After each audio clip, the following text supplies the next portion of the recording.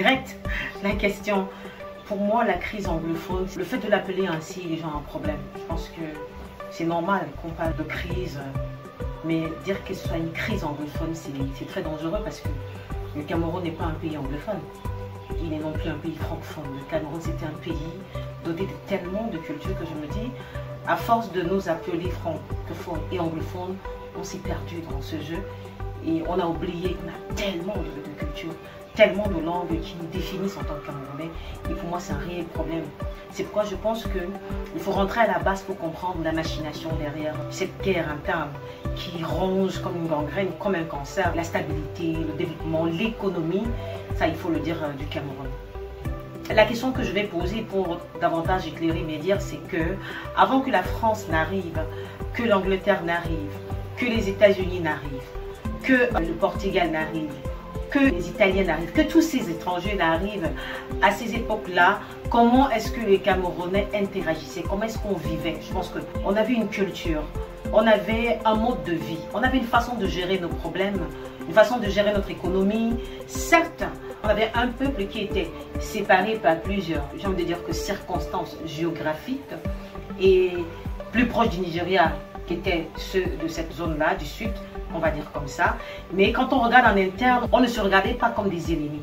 Certes, ça semblait être deux pays différents à cause de la position géographique, comme je disais. Mais si aujourd'hui, après ce traité, on a accepté de faire un joint venture, c'est parce que les éléments qui démontraient que nous sommes frères étaient plus probants, étaient plus palpables que les éléments qui démontraient qu'on était étrangers. Et à partir de là, on a commencé un chemin, mais le danger, un peu comme l'épine dans la chaussure, c'est qu'on est accepté, qu'on est anglophone et qu'on est francophone à cause de ces deux géants qui ont estimé que cette belle parcelle de terre qu'est le Cameroun devait être leur propriété privée. Et pour cela, ils ont mené toutes les batailles possibles pour se rassurer qu'ils en sortent vainqueurs. D'ailleurs, aujourd'hui, on vous parle d'un Cameroun, on va vous dire 20% anglophone, 80% francophone. Mais c'est toute la bêtise. En fait, c'est tout ça qui continue de gangréner. Parce qu'on a un peuple qui est doté de tellement de ressources, avec tellement de qualités, mais qui se sent en minorité sur le point de vue d'une langue étrangère. Et un autre peuple qui se sent en majorité sur le point de vue d'une langue étrangère. Parce que vous ne me direz pas qu'il y a une unité de mesure qui estime que ces zones-là doivent être minoritaires et celles-ci majoritaires. Donc, je dis et j'insiste qu'il faudrait qu'on règle les problèmes des Camerounais en fonction des réalités du terrain, non pas adossés sur la langue de Molière et de Shakespeare.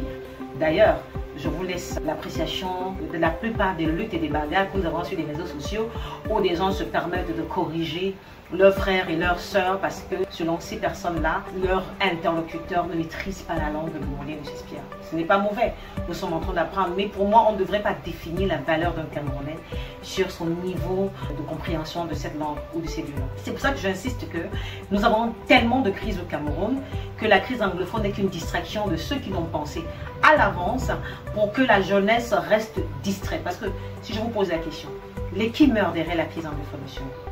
Ce sont des jeunes qui meurent. Les qui sont les plus affectés par cette crise anglophone? C'est la jeunesse. Les qui sont les plus engraissés à cause de cette crise anglophone? C'est la classe vieillissante qui est davantage en train de rouler leur bosse au pouvoir. Comme quelqu'un avait dit, on enlève un vieillard, on remplace par un vieillard, on enlève une vieillarde, on remplace par une vieillarde, et ainsi de suite, et ainsi de suite. Et ça se posait l'action de savoir où est la jeunesse. Et quand bien même on penserait à cette jeunesse, c'est une jeunesse à qui on a imposé l'homosexualité, le lesbianisme, c'est une jeunesse à qui on a imposé les sectes pernicieuses, c'est une jeunesse à qui on a imposé la traîtrise, où il faut écouter aux potes pour aller rendre compte aux vieillards pour qu'ils vous donnent un morceau de pain, ainsi de suite. C'est assez déplorable. On a des problèmes dans le centre. Quand vous regardez Yaoundé, ça ne donne pas envie de s'y trouver, mais on est là. Il y a plusieurs crises. Il y a la crise environnementale qui tue les populations, les maladies cardiovasculaires à cause de l'inhalation de ces odeurs nauséabondes. On a le sud qui n'a pas de route. Moi, j'ai fait un voyage une fois dans le sud. J'ai été obligée de m'asseoir avec 4 autres personnes. C'est-à-dire que vous êtes 8 derrière. C'est-à-dire que vous êtes 4 personnes assises et vous devez porter 4 autres personnes pendant qu'il y en a 4 devant, c'est-à-dire 3 personnes et le chauffeur. Ce sont des réalités du terrain. Je ne pense pas que ce soit dépassé. C'est une crise. Donc s'il faut commencer à appeler les crises ou alors donner des priorités aux crises, je pense que chaque groupe ethnique où chaque religion vous dira que moi j'ai tel problème, et ainsi de suite. Donc pour moi, il faut déjà bannir ce nom anglophone.